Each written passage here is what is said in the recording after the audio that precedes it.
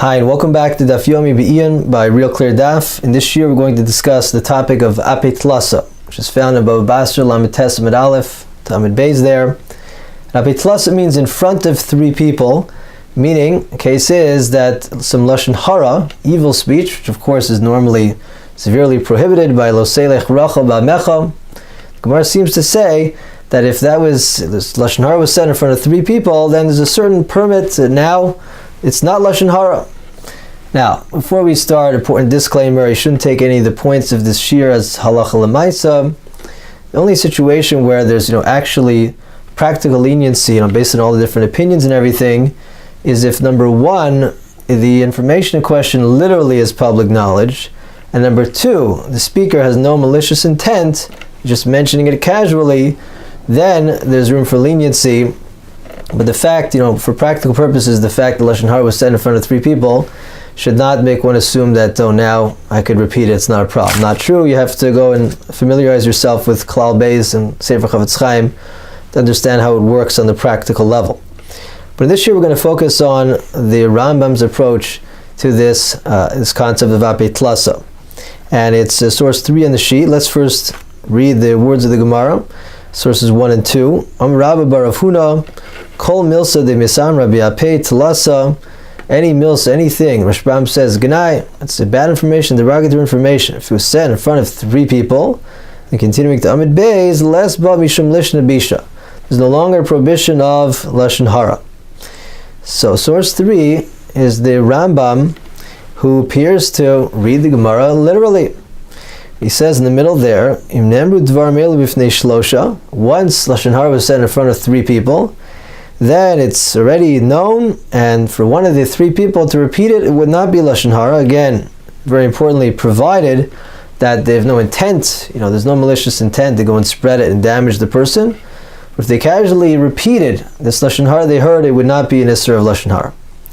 So the Chavetz Chaim, the Ber Maim Chaim, source 4 in your sheet, it's in Klal Beis, Sif Gimel, Os Dalet, and the Ber Maim Chaim, finds this Rambam very troubling. He asks that, imagine there was a whole gang of gazlanim, robbers, who were planning on stealing from a person. There's no question that somebody in this gang is going to steal from the victim. The question is, who's going to actually steal from him? Would you say that it's permitted to steal from him because, anyway, someone's going to steal from him, so the person who does the stealing first didn't do an Isser of Gzela? Of course that's not true. So same thing here. So what that it was said in front of three people who will spread the word, and so anyways, eventually the information will get out. Why does that justify this person? Why should he be the one to do the damage and release this information, say this damaging information? How does it make any sense? So the Chavetz Chaim, he has two approaches there, and his first, his main approach is as follows. He suggests that according to the Rambam, the prohibition of Lashon Hara is more specific than we thought. It's not simply saying negative information, it's particularly acting like a rochel. Torah says, Lo selech rachel ba'amecha. Don't go as a peddler, going around peddling gossip in your people. And therefore, in this situation of Apei Tlasa, where anyways information will get out, you're not acting like a rochel to say that information, again, provided that you have no malicious intent. In that situation, therefore, it's permitted. So it's hard for me to understand how this answers the Rambam. Obviously, it's because of my limited understanding. Obviously, the Chavetz Chaim is right, but just for the purpose of this pilpul discussion, this academic discussion, it's not fully clear to me how this answers the Rambam. For the Chavetz Chaim, is a very powerful question, still bothers me, which is, just because he will get damaged, why does that permit this person to damage? For everyone agrees, the Lashon Hara is all about damage, whether it's ruining this one's shidduch, or his parnasa, or creating a family feud. The damage that Lashon Hara could cause is well known, and discussed at length in Shmir Salashin. The Chavetz Chaim talks about it at length in many places. And therefore, if the prohibition of Lashon Hara is about not damaging a person with your speech, well then the Chavetz Chaim's question seemingly still stands, which is, just because he's going to get damaged, the three are going to spread it, so now you're allowed to damage him? How does that make any sense? How could that be? So possibly I'd like to suggest perhaps another possible approach to the Rambam, and that is, if you look at source 6 on your sheet, the Rashbam there says a very interesting language.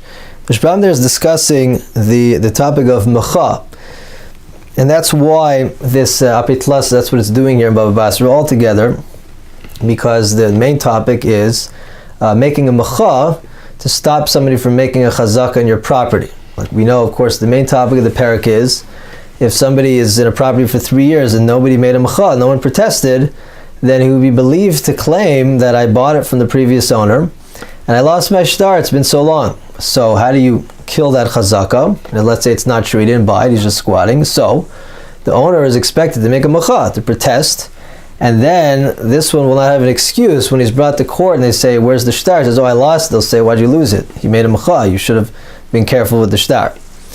So the Gemara brings an opinion that says you make the mecha in front of 3 people. The Gemara suggests why. Because this opinion agrees with Rabba Bar Avuna about Lashon Hara in front of 3 people. What's the connection? Because just like by Lashon Hara, once you say it in front of 3, we assume it's going to get out, and therefore it becomes permitted. So too, the mecha has to be done in a way, if it's not in front of him, that it'll get to him and put him on notice. How many people do you need for that? You need 3. So the Rashbam explains there, he says, how does it work? He says this language, the kivin, the yadi gimel, as soon as 3 know about this, that you made a mecha, ki'ilu kol ha'olam yodin. It's now as if the whole world knows it. Now, that's a bit of an interesting language. If I were the Rashbam, I would have said, once you make the mecha in front of 3 people, they'll probably repeat it to their friends and their friends, and it will probably, most likely, get back to the machzik. That's why it's a good mecha. What does he mean that once you make the mecha in front of 3, it's now as if the whole world knows? What's he getting at with that? So it seems to me that the Rashbam is suggesting a very interesting idea, which possibly could explain the Rambam, and that is that the halacha considers a party of 3 to be a rabbim. Party of 3 is considered the public with respect to the laws of mecha, the laws of lashon hara, and therefore we can suggest the following. And although, of course, the Torah says that normally, even if a person does not have malicious intent, you cannot repeat negative information. You can't repeat that information. However, everybody agrees, once that information literally is known by all, that wouldn't apply. Again, as long as there's no malicious intent, everybody knows anyways about it. So it appears that we could say, based on the Rashbam, that Rambam means as soon as lashon hara was said in front of 3, halachically, it's known by the public. It's as if the public knows about it, and therefore there is no prohibition of lashon hara anymore. That's why it's fine, because it's the same as, it's treated in halacha the same as if the public, the whole public knows about it. Or put another way, at this point, once it's said in front of 3, which is technically a rabbim, is considered the public, it's not considered damaging as long as the person has no malicious intent if he includes that information in his conversation.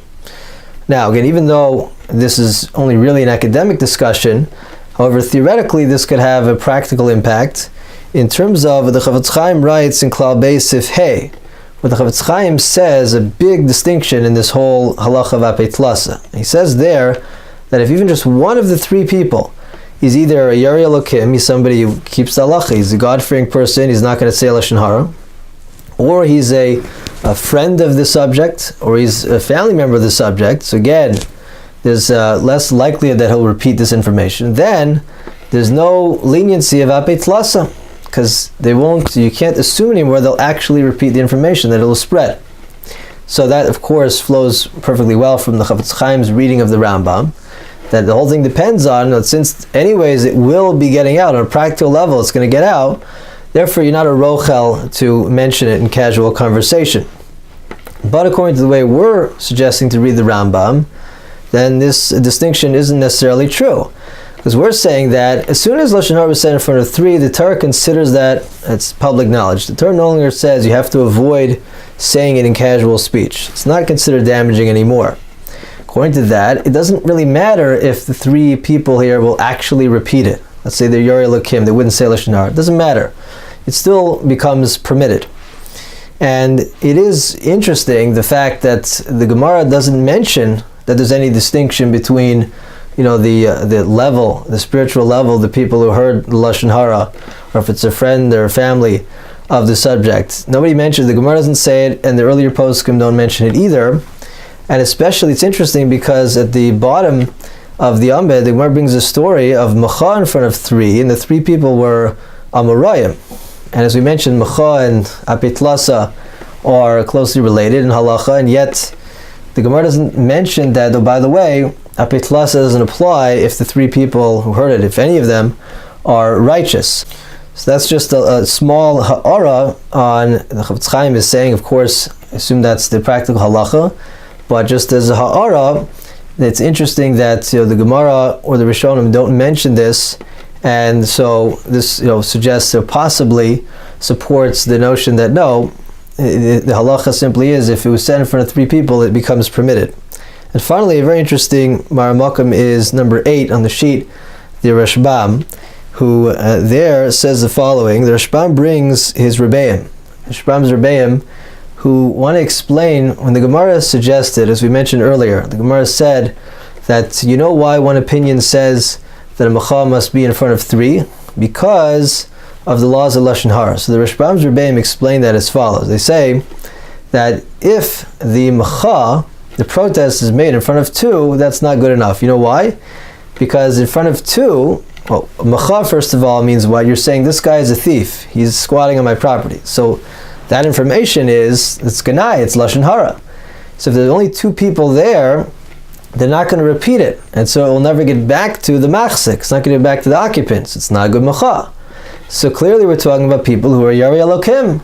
They don't say Lashon Hara. That's why by 2 it's bad. And yet, when you add a 3rd person, they will say it. So how does that make any sense? So this seems to indicate a little bit, our approach, that the way it works is it's not dependent on practically whether it's going to spread. Rather, it's a halacha that the Torah says 3 people is considered a rabbim.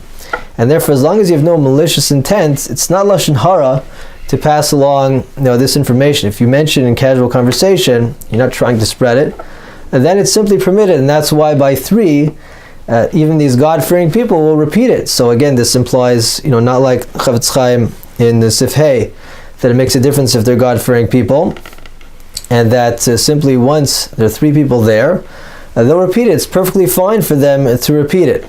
So that's another interesting point to think about with respect to Chofetz Chaim's reading of the Rambam. I'll reiterate again that in practical halacha, you have to read up, Klal Beis, understand how this works on a practical level. But I hope you found this discussion interesting. And you can always get the daily audio shiurim at realcleardaf.com or on the app. Hope you've enjoyed, and we'll see you next time.